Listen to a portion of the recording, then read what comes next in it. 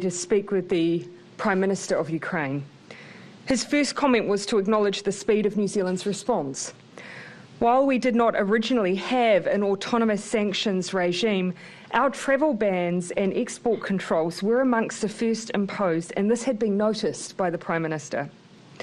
The bulk of our discussion centred, though, on the current situation and what more we can do to assist. We agreed to have our defence ministers make further contact. In the meantime, like many other countries, we'd received information on what needs Ukraine and its people have on the ground.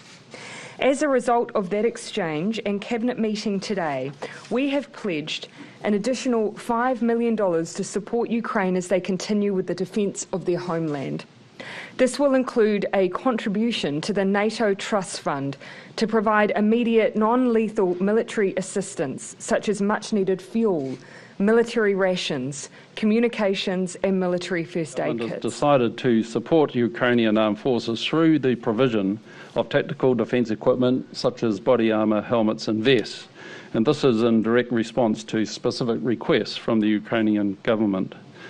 Now that equipment, which is currently held by the New Zealand Defence Force and will be sent to Ukraine, includes 1,066 body armour plates, 473 helmets and 571 camouflage vests. Now we'll work to look at the best way to get that material delivered to Ukraine, and it's likely that we'll use NZDF transport aircraft, and we'll talk to the Australians to look at whether they can also provide support.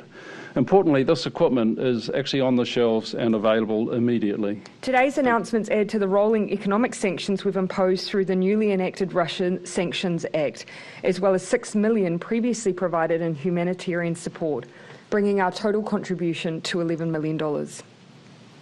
Today I can also update you that since we opened the 2022 Special Ukraine visa last week, Immigration New Zealand had received 314 sponsorship requests from Ukrainians in New Zealand and 33 visa applications. There has been strong community engagement and interest. I understand that people are already arriving from Ukraine on other visas, and I know we'd all wish to welcome them and wish them well.